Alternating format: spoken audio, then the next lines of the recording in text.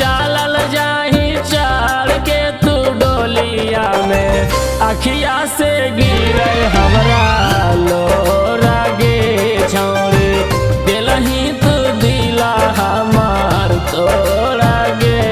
छौरी देखलो पे मुहा लेनी मोरा गे छौरी।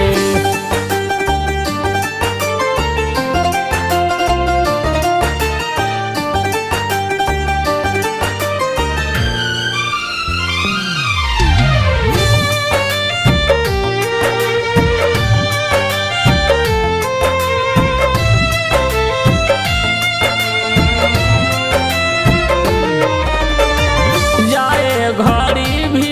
एको बेरी नहीं ताकनी गे जाए घड़ी भी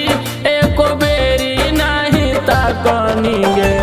बन गे नहीं के ताना का चोरा गे छौरी दिलही तू दिला हमार तोरा गे छौरी देखलो पे मुहा लेनी मोरा गे छौरी।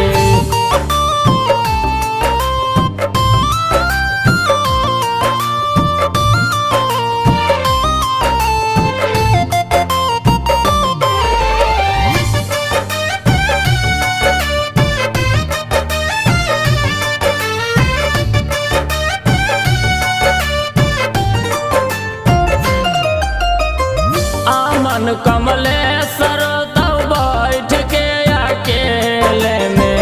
आमन कमलेश्वर तब बैठ के अकेले में जब जब याद आई तब तोरा गे